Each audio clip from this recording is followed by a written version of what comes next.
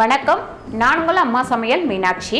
இன்றைக்கி நம்ம விநாயகர் சதுர்த்தி ஸ்பெஷலாக என்ன பண்ண போகிறோம்னு பார்த்தீங்கன்னா கர்ச்சிக்காய் பண்ண போகிறோம். இது விநாயகருக்கு ரொம்ப பிடிச்சது தான், அதனால் செய்ய போகிறோம். இதுக்கு முன்னாடி பார்த்திங்கன்னா அம்மா சமையல்லையும் அம்மா வீட்டு சமையல்லையும் ஃபுல் அண்ட் ஃபுல் எல்லாமே செஞ்சு உங்களுக்கு எப்படி சாமி கும்பிடணும் அப்படின்னு சொல்லிட்டு போட்டிருக்கேன்.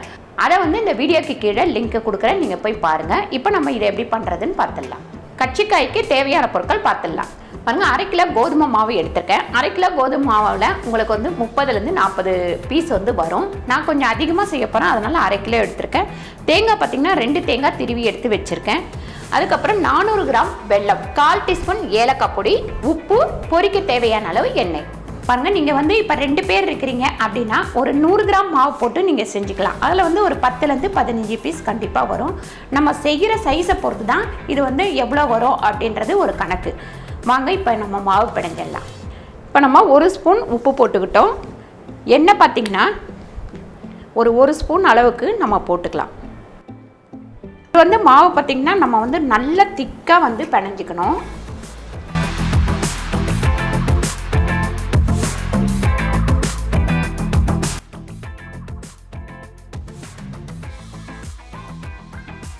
இப்போ பாருங்க, நல்லா நம்ம டைட்டாக மாவு பிணைஞ்சிட்டோம். இப்போ மேலே ஒரு ஈர துணியை போட்டு மூடி வச்சிடலாம்.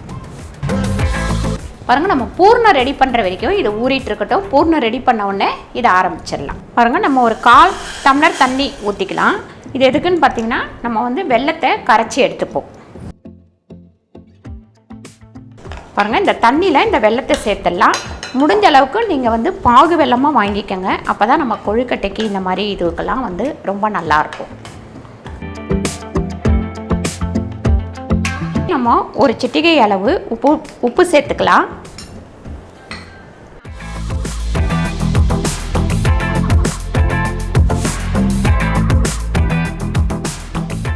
பாருங்கள், வெல்லம் இப்போ நல்லா கரைஞ்சிருச்சு. இதில் நம்ம கடாய் வச்சுக்கலாம். வச்சுட்டு இதை வடிகட்டிக்கலாம்.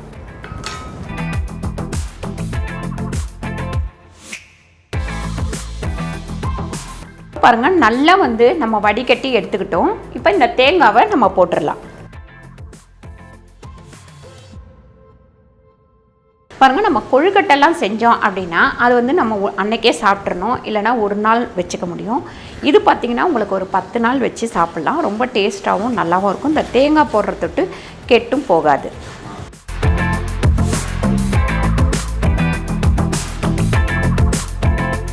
பாருங்கள், இந்த மாதிரி நல்லா திரண்டு வரும்போது கொஞ்சமாக நம்ம எண்ணெய் போட்டுக்கலாம்.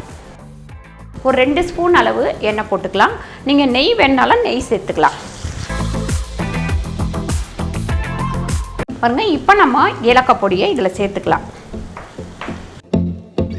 இதில் நீங்கள் வேணும்னா எள்ளு கொஞ்சம் சேர்த்துக்கலாம். அதுக்கப்புறம் வேர்க்கடலை சேர்த்துக்கலாம். இதெல்லாம் இன்னும் கொஞ்சம் எக்ஸ்ட்ரா உங்களுக்கு டேஸ்ட் கொடுக்கும். இப்போ நம்ம அடுப்பை ஆஃப் பண்ணிவிட்டு இதை நல்லா ஃபேன் கடியில் வச்சு நல்லா ஆற விட்டுருவோம்.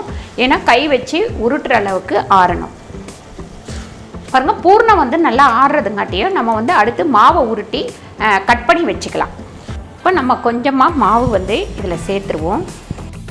மறுபடியும் மாவை ஒரு பிணைஞ்சிருவோம். பாருங்கள், இந்த மாதிரி நல்லா ஒரு பெரிய உருண்டையாக எடுத்துக்கோங்க. எடுத்துகிட்டு இப்படி உள்ளே வச்சு அமுக்கி ரவுண்ட் பண்ணிக்கோங்க.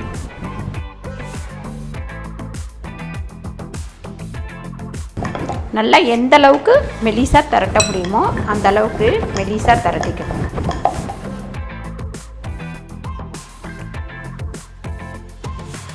பாருங்கள், இந்த மாதிரி ரவுண்டாக ஏதாவது எடுத்துக்கோங்க. உங்களுக்கு எந்த சைஸ், அதாவது பெருசாக வேணும் சின்னதாக வேணும் அந்த மாதிரி ஒரு கணக்கு வச்சுக்கோங்க. வச்சுட்டு இதை கட் பண்ணிக்கலாம்.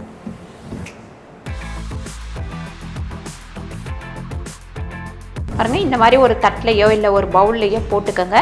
ஒட்டாத அளவுக்கு போட்டுக்கோங்க. நம்ம மாவு டைட்டாக பிணைஞ்சோம் அப்படின்னா ஒன்று மேலே ஒன்று போட்டால் கூட ஒட்டாது. பாருங்கள், இந்த மாதிரி ரவுண்டாக ஃபஸ்ட்டு நம்ம கட் பண்ணி வச்சுக்கலாம். இப்போ இதை உருட்டிக்கலாம். பாருங்கள், கையில் இது ஒட்டுது அப்படின்னா கொஞ்சம் நடுப்புற கொஞ்சம் எண்ணெய் தடவிக்கோங்க. இல்லை ஃபஸ்ட்லேயே கூட கொஞ்சம் எண்ணெய் தடவிக்கோங்க. பாருங்கள், பூர்ணத்தை எல்லாத்தையும் உருட்டி வச்சிடலாம். அதுக்கப்புறம் உள்ளே வச்சு நம்ம எப்படி சேவ் பண்ணுறதுன்னு பார்க்கலாம். பாருங்கள், இப்போ மாவுமே நம்ம ரவுண்டு போட்டு வச்சுக்கிட்டோம். அதுக்கப்புறம் பார்த்திங்கன்னா இங்கே உருட்டி வச்சுருக்கோம் பூர்ணத்தை. இதை வந்து நம்ம இதுக்குள்ளே வச்சுக்கலாம். பாருங்கள், இந்த மாதிரி எல்லாத்தையுமே நம்ம செஞ்சு வச்சுக்கணும். பூர்ணம் வந்து ரொம்ப பெருசாக இருந்ததுன்னா கொஞ்சம் வந்து எடுத்துருங்க. எடுத்துட்டு இந்த மாதிரி இதுக்குள்ளே வச்சுட்டு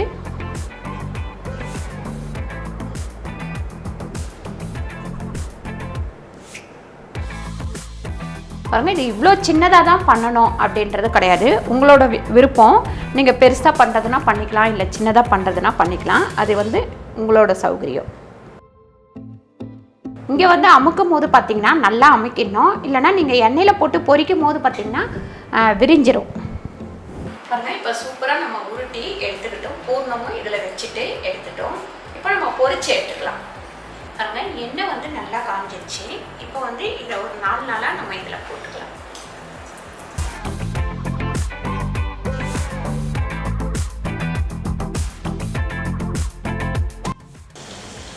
பாருங்கள், இந்த அளவு கலர் வந்த உடனே நம்ம வந்து இதை எடுத்துடலாம்.